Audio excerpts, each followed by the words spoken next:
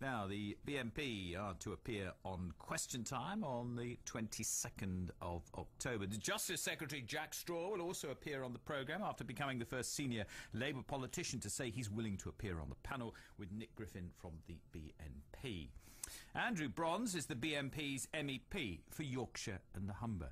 I've been talking to him this morning, and I asked Mr Brons what he thinks people associate his party with. I think probably our immigration policy, and secondly our policy on getting out of the European Union.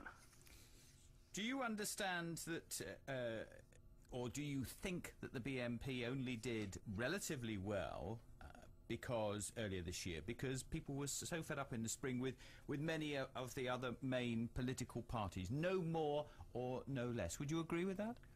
Not really, no. I mean, we kept our core vote, I'm talking about in the country as a whole, from 2004. So it wasn't a sort of special factor, but we did add somewhat to it. I think, I haven't got the percentage in front of me, but I think we added by about 12% or something. That's 12% of our vote. So it might be that the marginal addition would have been because of dissatisfaction with the other parties, but of course the bulk of our vote was simply a core vote that we've had in previous years. Does it not embarrass you that many people in this country find the BNP and their right-wing views totally against everything that they stand for? The fact that the political class, and particularly the main political parties, find us abhorrent is quite satisfying. If they didn't, if those people didn't regard us as abhorrent, then I think we'd be doing the wrong thing. Why? Well, it's not just them, though, is it? It's many people in the country. Why is that? You say. That's what you say. You know, we haven't. I don't think we've got any poll evidence for that at all. What we have got are a number of quite emotive statements from members of the political class who are simply looking after their own interests, watching their own back. Let's leave aside political class for the moment, because you would expect those people to all have a spat with you. But what about ordinary people? Do you think that they're with you? Well, some people are, some people aren't. But have you any poll evidence to suggest that there's some sort of groundswell of opinion against us? I certainly haven't seen any such evidence. Do you think perhaps you only hear, though, from the people who surround you, who are your... Not at all. I think any party, if you go around door to door, and I've done door-to-door canvassing, you get some positive ones. You get a lot of people who are frankly bored with whoever knocks at the door and whichever party it is. And there are other people who are anti. You know, I mean, it's the same sort of mixture you get. But many people are totally against the whole thing that you stand for. And I mean, some of you... Who are these people? I mean, have you got some poll evidence for that? Well, you don't actually need poll evidence. You can tell the number of people that are not happy or... Well, you get the organised groups like the UAF that conduct violent campaigns. Okay. They're sponsored by the main political party. Okay. By David Cameron in particular. Okay, let's leave that aside. Let's try another tack then. People see the party as racist, and that's not acceptable to most people. Well, I don't know which people you're saying. The political class use that word because the word racist is a political term invented by Trotskyists in the 1930s. No, hang on. Oh, yes, it is. Okay, all right. Well, let's forget the political classes. What I'm trying to do is I'm just trying to What you're trying to do is to get me to accept your assumption, for which you've got no evidence, that there's a massive groundswell of opinion against us. What there is evidence for is that most people at the moment are not voting for us, but we don't have a negative vote. But that's the same thing, isn't it? Well, no, it isn't at all. We don't have you don't say that the vast majority of people regard the Labour Party as abhorrent or the Conservative Party as abhorrent simply because a majority of people don't vote for them. Do you think that where the problem is that even if you had buried in some really good policies, that there is this racist tag, and that's why the main political parties, you know, I mean, it looks like they are going to, but up to now haven't wanted to share a platform with the BNP. Well, we've no particular desire to share platforms with the main political parties. they're the ones who brought about the near destruction of this country, and we certainly don't. Well, let's just leave this knocking the other political parties just for a moment, and let's just concentrate on. What you're saying is let's concentrate on an assumption for which you've produced no evidence. Okay. Well, I accept what you say, but equally there will be many people who would understand where I am coming from. Let's get back to the subject in hand. Anyway, do you welcome the chance to be on a programme like Question Time alongside the other political heavyweights now? Well, of course.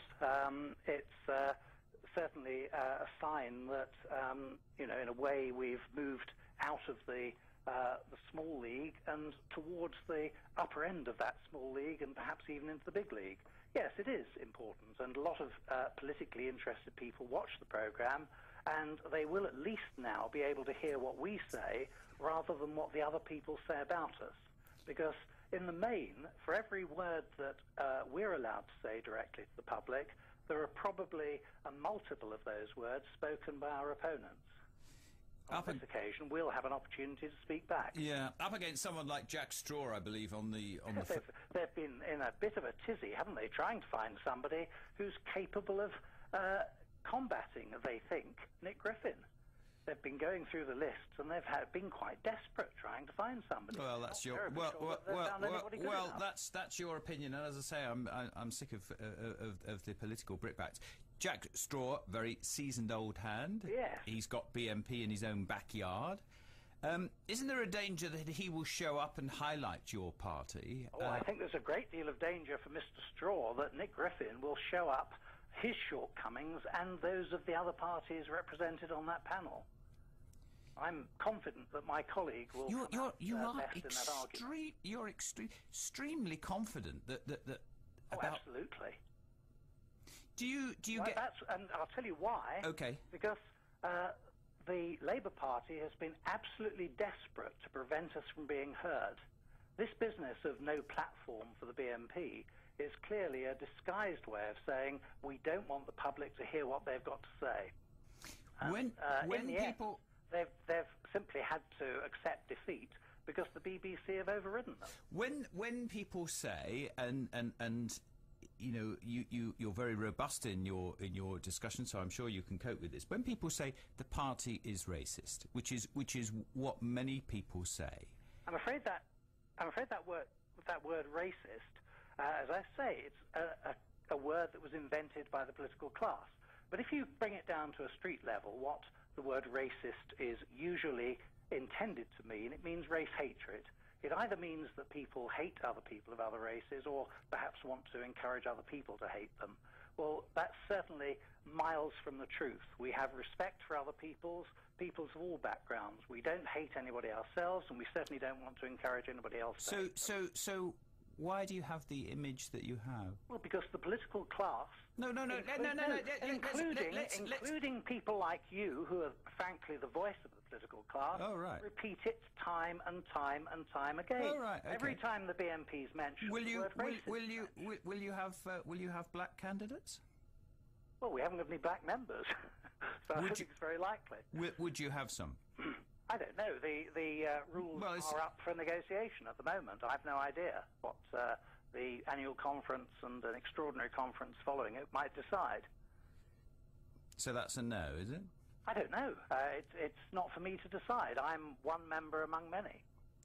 Do you believe... I don't hold any position in the party. Do you believe that this little burst of success is the start of something big for your party in the UK, or is it just a lucky flash in the pan on the back of discontentment with other parties? Well, no, I think it's a cumulative progression. We've seen the increases in the number of people elected in local government, and in some ways, when on the 4th of June, when we were elected, although obviously the count was 2 or 3 days later, the thing that wasn't noticed quite so much is there were 3 county councillors elected. Well, in some ways, that was a greater triumph than our election, because to be elected as a county councillor, you come top of the poll. And under the first-past-the-post system, you can have a small party that doesn't get anywhere for a long time, doesn't get anybody elected, and then gradually increase its number of people being elected and over wider areas. So I think there is a lot of evidence that we are seeing that progression.